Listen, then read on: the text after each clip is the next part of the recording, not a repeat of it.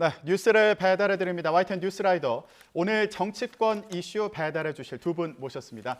국민의힘 김정재 의원, 더불어민주당의 백혜련 의원 나오셨습니다. 안녕하세요. 네, 안녕하세요. 네, 아니 두 분 모두 상임위 관련해서 이제 소식이 있어가지고요. 네. 네. 김정재 의원님 같은 경우는 이제 국토위 여당 간사 되시고. 네. 앞으로, 제일 큰 부서를 맡아가지고 굉장히 마음이 무겁습니다. 부동산 정책에 또 네. 시청자 여러분들도 관심 많으실 네. 텐데 앞으로 좋은 정책 많이 추진하셔야겠습니다. 네네. 그래서 뭐 국회의원들의 아마 반 이상이 50% 이상이 가장 가고 싶어하는 국토위여가지고요. 그러니까요. 저도 지금 예. 국토위 배정된 게 아주 기쁘기도 하고요. 또 간사라서 지금 또 야당의 위원장을 맡았기 때문에 제가 여당의 그 위원장 역할까지 같이 해야 되는 무거운 지금 네. 책무를 느낍니다. 네, 좋으면서도 또 어깨가 굉장히 네, 네. 무거우실 것 같아요. 예, 백혜련 의원님 같은 경우 이제 정무위원장이 되셨어요. 네. 예, 축하드립니다. 감사합니다. 예, 위원장이시니까 앞으로 또 정무위에서 금융 관련 정책 다루시는 거 아닙니까? 그렇죠. 지금 아무래도 우리나라 경제가 굉장히 어렵지 않습니까? 그러니까 세계적으로 지금 위기 상황인데요. 지금 스태그플레이션이 생각보다 너무나 빨리 오고 있습니다. 그래서 특히 이럴 때는 금융 정책을 어떻게 쓰느냐 이것이 굉장히 중요하기 때문에 정무위에서 여야 의원님들과 머리를 맞대고 정부도 해야겠지만 국회에서 할 일을 하겠습니다. 네, 알겠습니다. 앞으로 좋은 정책 두 분 다 잘 추진해 주시기를 바라고 뉴스도 배달해 주시는 거 계속 하시면 좋을 것 같아요. 예. 부탁드릴게요. 예, 자 정치권에서 경찰국 설치를 둘러싼 공방이 뜨거운 그런 상황입니다. 적법한가? 이 문제가 일단 첫 번째 쟁점으로 보이는 상황인데 백혜련 의원님, 일단 이 민주당에서는 이 경찰국 설치와 관련된 지금 상황이 정부조직법을 위반한 거다 이렇게 얘기하는 상황인 거죠? 네, 그렇습니다. 왜냐하면 그 정부조직법에 행안부 장관의 임무와 조직에 관한 그 조항을 보면요, 34조거든요. 예. 거기에 치안 업무는 빠져 있습니다. 치안 업무가 빠져 있는데 그것을 법무부 장관의 그 관한 설명과 비교해 보면 더 명확한데요. 예. 법무부 장관은 32조에서 정부조직법 32조에서 규정하고 있는데 거기에는 검찰에 관한 업무가 들어가 있습니다. 그런데 그 행안부 장관의 업무 관장 영역에는 네. 치안에 관한 업무가 빠져 있고요. 그리고 그 법의 연역을 보면 더욱 명확해지는데 1999년까지는 정부조직법에 치안 업무가 행안부 장관의 업무 영역에 들어가 있었습니다. 그런데 91년 정부조직법을 개정하면서 치안 업무가 빠지게 됩니다. 그리고 그것을 경찰청으로 하여금 관장하도록 바뀌게 되는 거죠. 그러니까 그것은 그때 1990년에서 91년 법이 개정될 때 입법자들이 더 이상 내무부 산하의 그 경찰들이 그 독재 시대에 굉장히 많은 문제가 있지 않았습니까? 그런 것들을 더 이상 하지 못하게 하겠다. 이런 입법자의 결단이 있었던 것입니다. 예. 그래서 치안 사무와 관련해서는 행안부 장관의 업무 영역에 속하지 않기 때문에 지금 경찰국을 설치하는 것은 이 법입니다. 네, 이 정부조직법을 보니까 치안 사무를 관장하기 위해서 행정안전부 장관 소속으로 경찰청을 두고 또 경찰청의 그 조직 직무 범위 그 밖에 필요한 사항은 따로 법률로 정한다 이렇게 되어 있네요. 이제 이걸 근거로 민주당에서는 지금 시행령을 고쳐서 경찰국을 설치하는 게 위법하다 이렇게 얘기하고 있는 그런 상황이거든요. 네, 지금 경찰국 조직하는 거는 위법이 아닙니다. 그 정부조직법 지금 1조를 1항을 얘기했는데 정부조직법 34조 지금 1항을 말씀하셨는데 5항을 보면은요. 예. 그리고 또 경찰법 제12조 보면 분명히 명시되어 있습니다. 치안 사무에 관해서는 행안부 장관이 그러니까 치안에 관한 사무를 관장하기 위해서 행안부 장관 소속으로 경찰청을 둔다라고 네. 반드시 명시가 되어 있습니다. 예. 그러니까 결국 경찰은 행안부의 그 소관 업무라는 거죠. 소관이라는 겁니다. 따라서 지금 경찰국은 왜 지금 생겼는지에 대해서는 국민 여러분들께서 잘 아시겠지만 예. 최근에 굉장히 지금 경찰권이 비대해졌습니다. 비대해져서 이 비대한 권력에 대한 권력이 커진 만큼 검수완박을 통해서 경찰권이 엄청나게 비대해진 권력만큼 거기에 대한 견제가 필요한 건 분명한 거고요. 그건 예. 필요성이고 그 두 번째는 지금 윤석열 정부 들어서 여태까지 경찰은 어떤 식으로 인사를 했냐 그러면은 그 대통령실에서 행안부 장관을 패싱하고 받은 대통령실의 민정수석과 그다음 치안비서관이 직접적으로 통제를 했습니다. 그래서 경찰 조직이 사실상은 청와대에만 잘 보이면 됐던 거예요. 그 민정수석실에만 잘 보이면 승진도 되고 뭐 이런저런 문제가 다 해결이 됐었는데 굉장히 이거는 잘못된 거죠. 폐쇄적이고 이런 비공식적인 라인이 있다는 거는 민주사회에 적합하지 않죠. 그래서 윤석열 정부 들어와서 민정수석실을 아예 없애겠다라는 거죠. 그래서 없애고 아예 없애고 투명하고 그리고 공식적인 그 어떤 업무 체계를 통해서 경찰청을 견제하고 또 지휘 감독하겠다. 그래서 지금 경찰국을 만든 거거든요. 예. 이건 전혀 위법한 것이 아니고 분명히 그 지금 정부조직법 제34조 5항 그리고 경찰법 12조에 근거해서 만든 겁니다. 예. 비공식적으로 청와대에서 민정수석실에서 경찰을 직접 통제했던 걸 이제 투명하게 바꾸겠다는 거다. 이렇게 설명해 주셨어요. 예, 이전에 실제로 그렇게 운영이 됐다고 봐야 되는 건가요? 글쎄 저도 그 단계는 잘 모르겠는데요. 어느 정도 조율하는 기간이 있었을 것 같고요. 그것이 민정수석실의 일정한 역할을 했을 것 같습니다. 근데 민정수석실에서 하는 것과요, 이 행안부 장관이랑은 직접적으로 다르다고 봅니다. 그러니까 민정수석실이라는 것은 사실 대통령의 직속기구잖아요. 대통령은 어쨌든 그 집행부를 한마디로 행정부 전체를 책임지는 이치에 있는 것입니다. 그렇기 네. 때문에 행안부 장관이 직속으로 경찰국을 두고 인사에 대해서 모든 것을 관장하는 이런 시스템은 문제가 있다고 보이고요. 예. 그 경찰 그 통제와 관련해서 저희도 경찰에 대한 통제는 필요하다고 생각합니다. 지금 경찰 권력이 어느 정도 비대해진 것은 맞기 때문에 경찰 권력을 통제해야 되는데 경찰 권력을 통제하기 위해서는 지금 국가경찰위원회의 실질화 이것이 굉장히 중요하다고 생각합니다. 네. 이것은 학계나요 모든 데에서 공통적으로 국가경찰위원회를 통해서 경찰의 권력은 제한해야 된다는 것에 거의 동일하게 동의하고 있는 상황입니다. 국가경찰위원회에서 사실 인사 업무를 관장하게 되어 있습니다. 그런데 여태까지는 그것을 행안부가 자문기구의 성격으로 규정을 하고 있는데요. 그것을 실질적으로 의결권을 가진 기구로 한다고 한다면 충분히 경찰에 대한 통제가 가능할 수 있는 상황입니다. 네. 국가경찰위원회라고 하면 이거는 시민들의 목소리가 반영되는 그런 기구라고 보면 되는 건가요? 여러 가지 이제 학계, 시민들 그리고 단체들이 다 합해져서 추천하게 되어 있어요. 예. 그 구조가. 그래서 인사 관련해서 네, 인사 관련해서도 결정하게 되어 있습니다. 여기 그럼 국가경찰위원회에서. 수사 관련해서도 여기서 뭔가 뭐 수사 관련해서는 예. 엄격하게 독립성과 중립성이 지켜져야 되기 때문에 지금 국가수사본부에 대해서 구체적인 사건에 대해서는 수사 제의를 못하게 되어 있는 상황이죠. 그러니까 그 부분은 어느 쪽에서도 터치하면 안 되는 부분인 거죠. 네. 네. 그러니까 국가경찰위원회를 실질화하더라도 여기서 이제 인사 관련된 부분을 관장하는 그런 역할을 강화하면 된다 이렇게 말씀하셨는데 지금 정부 여당에서 경찰국 신설의 본질은 행안부 장관의 인사권을 바로잡는 과정이다 이렇게 얘기했거든요. 네. 예, 요건 어떤 의미입니까? 네, 지금 조금 전에 국가경찰위를 좀 보강해서 경찰을 좀 통제하면 되지 않나 이러셨는데 지금 현재 국가경찰위원회는 자문기구입니다. 근데 지금 현재 위원장이 누구냐면요. 김호철 위원장이에요. 예. 민변 회장 출신입니다. 그리고 거기 안에 보면 하주위 위원이라고 있어요. 민변 사무총장입니다. 그래서 이 경찰에 대해서 민주적 통제를 하는 것이 아니라 민변이 통제하는 게 아닌가. 이게 지금 다 민변 사람으로 채워져 있는 거예요. 그러니까 결국은 문재인 정부 지금 아직까지 경찰위원회도 어떻게 생각하면 이것도 뭐 알박기가 그대로 유지된다고 할 수 있는데 문재인 정부의 뜻을 그대로 이어받아서 지금 국가경찰위원회가 구성이 된 겁니다. 네. 이 자체가 어떻게 그 경찰에 대해서 정말 제대로 된 객관적으로 민주적 통제를 하겠습니까?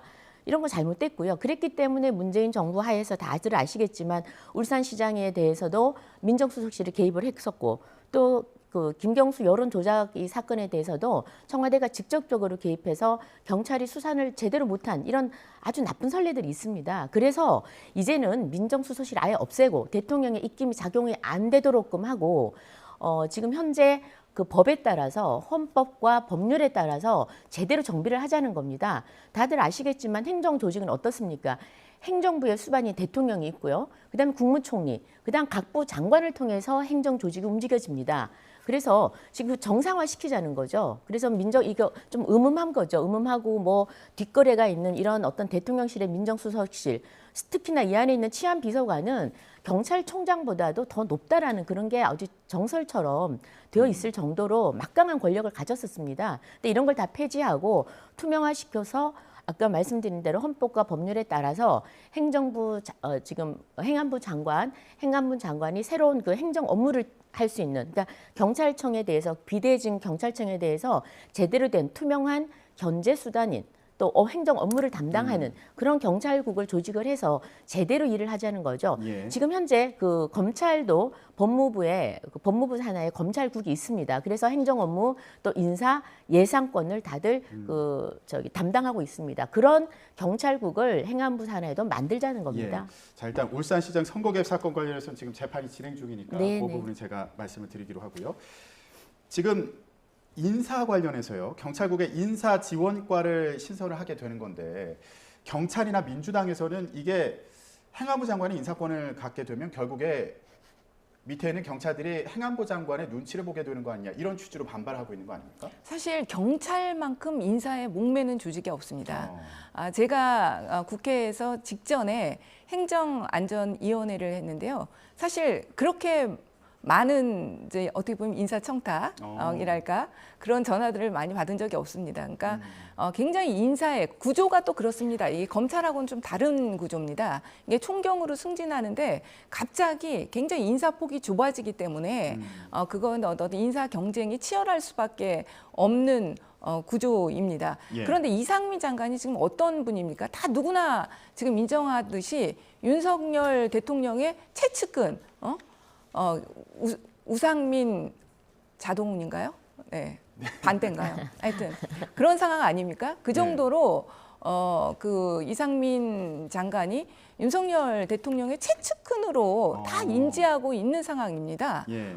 고등학교 동문이시고 그런 상황에서 지금 이상민 장관이 이런 일을 한다고 했을 때 과연 국민들이 보기에 이상민 장관 스스로 이렇게 하는 것으로 보일까? 과연 대통령이 사실은 경찰청까지 완전히 장악하겠다는 의도로 하는 것 아닌가? 이렇게 다 바라볼 것 같습니다. 네. 그리고 대통령의 입김이 그러니까 작동하지 않는다? 이렇게 받아들일 국민은 없을 거라고 저는 생각합니다. 예. 네. 일단 이상민 행정안전부 장관이 대통령의 측근이다 이제 이렇게 말씀해 주셨는데 그리고요, 보니까, 아까 예. 김정재 의원님이 그 검찰국 얘기를 하셨어요. 그것이야말로 지금 이 경찰국 설치가 이 법이라는 더 근거인데요. 아까도 제가 정확하게 말씀드렸지만 정부조직법의 32조의 법무부 장관의 업무 영역에 나와 있는 조항에 검찰은 분명히 들어가 있습니다. 검찰이라는 조항이. 예. 그렇기 때문에 검찰국 설치가 이 법이 아닌 것입니다.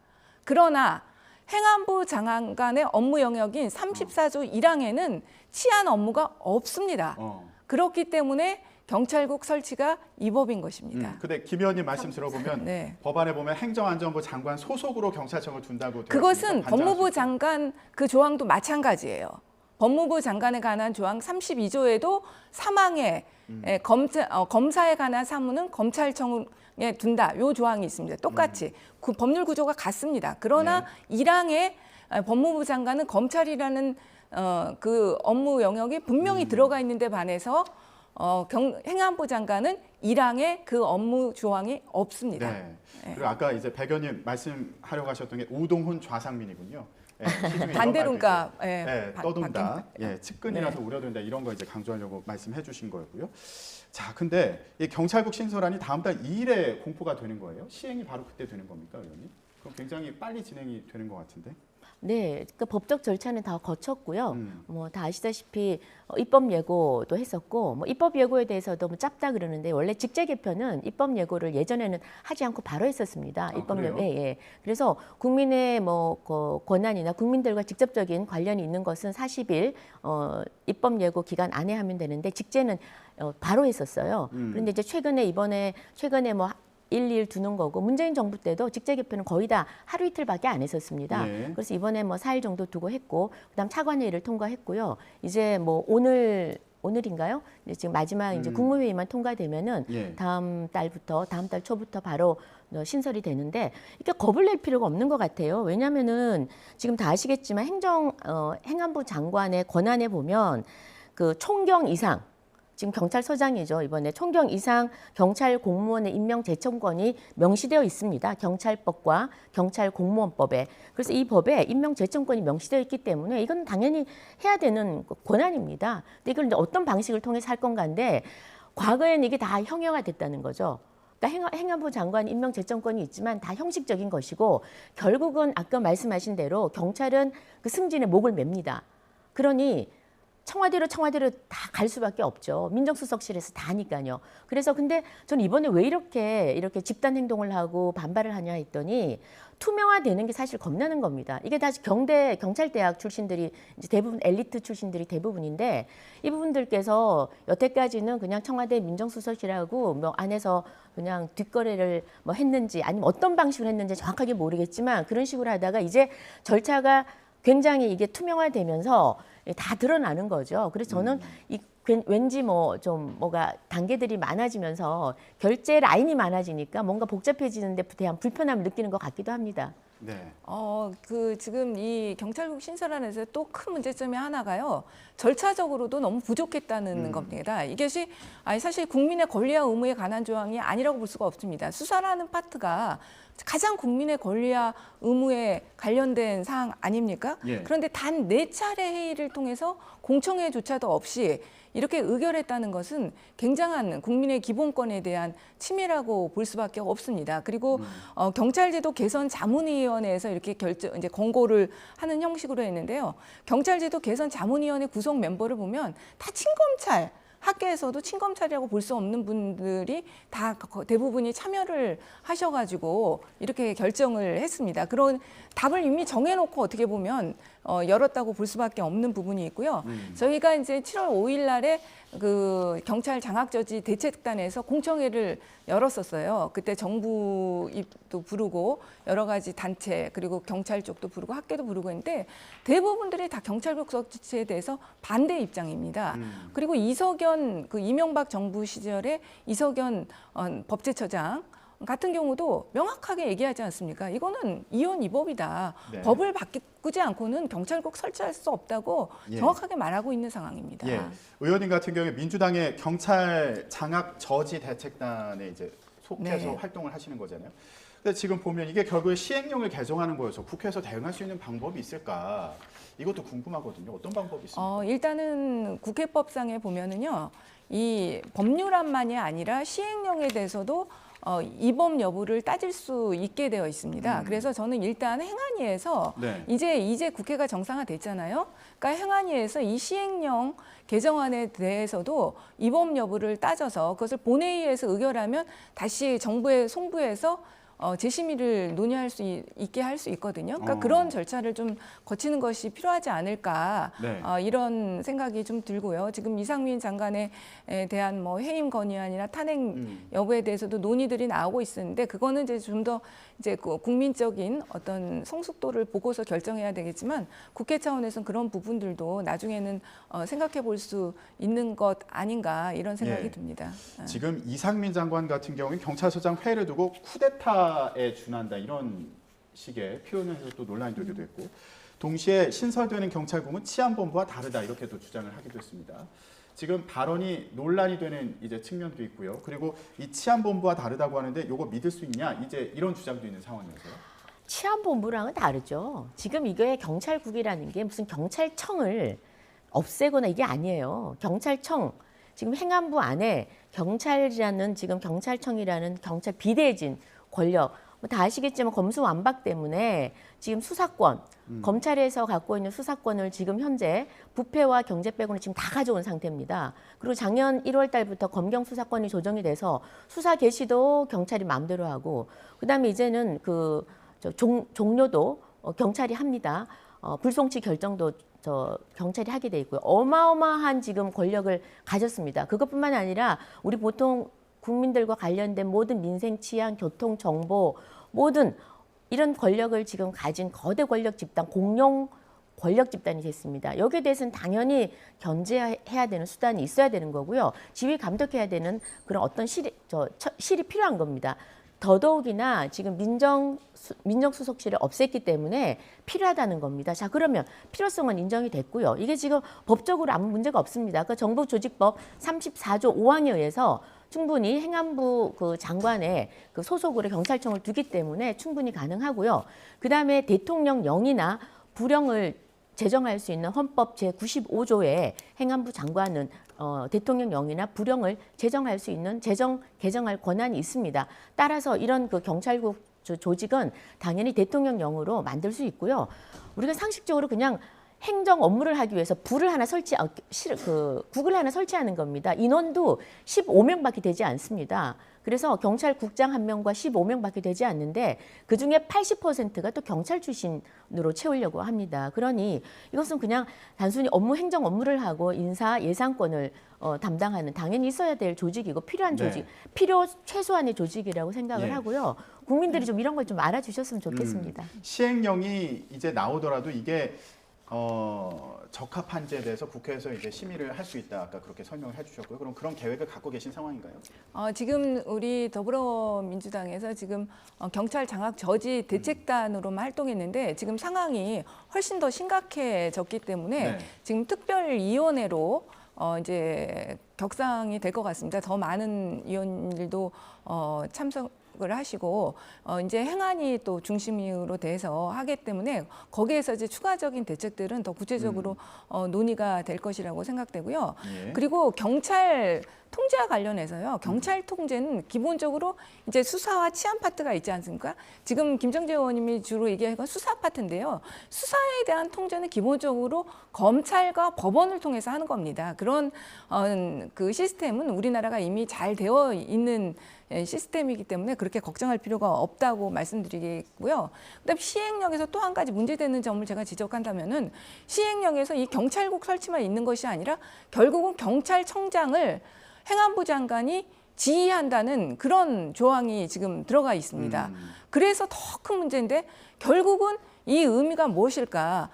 결국은 이것이 경찰국 설치가 인사 문제만이 아니라 경찰청 전반에 대한 지휘 감독, 행안부 장관이 결국 경찰청을 쥐고 흔들겠다는 의도가 아닌가 굉장히 의심스러운 상황인 거죠. 그 부분에서는 이제 이게 과거의 치안본부와 뭐가 다르냐 이렇게 얘기하는 것과 같은 맥락으로 네, 이해가 그렇게 되겠습니다. 볼 수도 있습니다.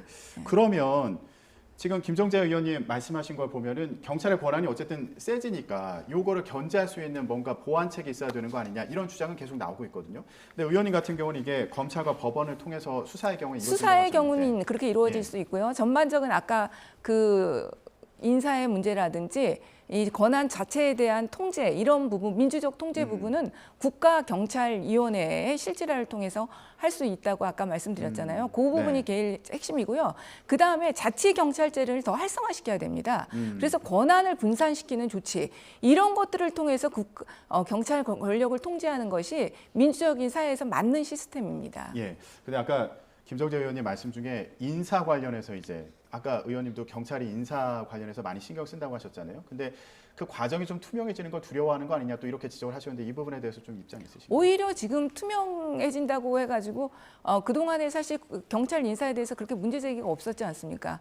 지금 국민들도 보기에 이 장관이 총경 승진자까지 면접하고 이런 모습을 봤을 때 동의를 하실까요? 제가 볼 때 전혀 그렇지 않다고 보이거든요. 알겠습니다. 지금 경찰국 설치와 관련해서 내부 반발을 넘어서 지금 정치권에 또 쟁점이 된 상황이어서요. 이 부분에 대해서 의원님 두 분과 얘기를 나눠봤고요. 어제 대정부 질문에서 또 주목되는 부분이 하나 있었는데 마지막으로 이 얘기 좀 해보겠습니다. 전현직 법무부 장관이 격돌을 했습니다. 언론들이 격돌이란 표현을 많이 썼더라고요. 자, 한동훈 법무부 장관과 또 박범계 의원이 공방을 벌였는데 이게 법무부 인사정보관리단이 쟁점이었거든요. 일단 정무직 공무원 인사검증 관련해서 이거를 법무부에서 한다는 거잖아요. 네. 일단은 그 배경에 대해서 좀 얘기를 해봤으면 좋겠어요. 이게 왜 그렇게 해야 되는 겁니까? 법무부에서 인사검증하는 거에 대해서 문제 제기를 하는 목소리가 많잖아요. 네네. 저는 먼저 어저께 이 박범계 장관께서 전직 장관 법무부 장관 아니십니까? 그런데 그 전직 법무부 장관 하면서 사실은 윤석열 탄생에 기여를 하신 분입니다. 다들 아시겠지만 조국 장관에 이어서 또 그다음 추미애 전 장관, 그다음 박범계 전 장관이 그 윤석열 정부 탄생에 가장 큰 공헌을 했다고 사실은 내부에서도 비판이 많은 걸로 알고 있습니다. 근데 이런 분이 본인이 법무부 장관 하실 때 사실은 그 여러 가지 그 제대로 수사하려는 사람들은 좌천시키고 또 친정부적인 사람들을 승진시키는 이런 거에 주역이었던 분이 어저께 첫 질의를 해서 지금 한번 현직 그 법무부 장관하고 한번 격돌을 해보겠다, 붙어보겠다, 속된 말로 이렇게 했던 게 과연 옳은 건가? 그게 저는 좀 머쓱했습니다. 그런 게 있었고요. 그다음에 인사정보관리단이죠. 이거는 아시겠지만 저 대통령실에서 추천을 장관 이상을 추천을 하면 여기에 대해서 검증만 하는 것입니다. 검증만 하는 것이고 당연히 필요한 것이죠. 옛날에는 민정수석실에서 했었죠. 근데 이제 민정수석실을 폐지하면서 공식적으로 요청하는 기관이 있어야 된다. 그래서 여기서 가장 잘 수행할 수 있는 데가 법무부가 여러 가지 뭐 정보를 충분히 살펴볼 수 있으니까요. 인사정보관리단을 통해서 이제 공적 업무를 수행하는 거죠. 그래서 저는 필요하다고 보고요. 큰 문제는 없다고 봅니다. 예. 박범계 의원 얘기를 보면은 법무부 장관도 국무위원 중에 한 명인데 왜 대법관이나 뭐 다른 국무총리나 대통령 비서실장 등을 검증을 하냐. 이거 왕중왕 1인 지배 시대다 이렇게 지적했거든요. 어떤 문제가 있다고 민주당에서 보고 있는 거예요? 사실은 이거 법무부 그 말 그대로인데요. 법무부는 행정부의 한 부에 불과합니다. 그런데 모든 진짜 대법관까지 그 인사 검증하는 건 굉장히 심각한 문제인데요. 이런 모든 기관 수석 본인보다도 어떻게 보면 더 높은 위치에 있다고 볼 수 있는 분들까지 이 법무부에서 다 인사 검증을 하게 되는 건 굉장히 문제가 심각하다고 볼 수밖에 없습니다. 결국은 인사 정보라는 것이 그 개인에 대한 모든 정보가 모이는 거 아닙니까? 정보를 가진 자가 어떻게 보면 우위에 있다고 볼 수밖에 없는 것이죠. 그런데 이 법무부에서 모든 것을 관장한다는 것은 결국 행정각부가 모두 법무부에 예속될 수밖에 어떻게 보면 없는 것이고요. 사법부까지도 예속될 수밖에 없는 것입니다. 네. 그리고 지금 이 인사검증 정보관리단이 또 그걸 잘하고 있냐. 제가 볼 때는 지금 뭐 하는지 모르겠어요. 거의 1호 검증으로 했던 게 아마 송홍열 그 공정거래위원장 사퇴하신 후보였던 것 같은데요. 그때 인사정보검증관리단에서 다 검증했지 않습니까? 근데 결과는 뭡니까? 결국 후보 사퇴로 나타났습니다. 그래서 지금 제가 볼 때는 이렇게 국민적 여론도 인사정보관리단이 문제가 있다고 한다면 대통령께서 조금 받아들이시고 고칠 건 빨리 좀 고치셨으면 좋겠어요. 네, 그리고 알겠습니다. 한동훈 장관도요. 어제 이렇게 자세를 보니까 일단 국무위원으로서의 좀 자세가 저는 좀 안 됐다고 생각합니다. 어떤 면에서요? 좀 뭐 이렇게 빈정되는 태도시고 그리고 윤석열 대통령도 그렇고 한동훈 장관도 그렇고 공통점이 뭐냐면요. 전 정부와의 비교예요. 다 전 정부에서 이렇게 했는데 이렇게 했지 않습니까? 저렇게 했지 않습니까? 대통령도 그러시고 법무부 장관도 그렇고 새로운 비전을 보여주셔야지 맨날 전 정부 비교 이건 좀 아닌 것 같습니다. 알겠습니다. 자, 법무부에서 이제 인사 검증 권한이 이제 확대되는 그 부분에 대해서도 얘기를 해봤는데요. 이 부분도 정치권에서 쟁점이 계속 될 것으로 보입니다. 오늘 정치권 이슈는 여기까지 얘기하겠습니다. 국민의힘 김정재 의원, 더불어민주당 백혜련 의원이었습니다. 두 분 고맙습니다. 감사합니다. 네, 감사합니다.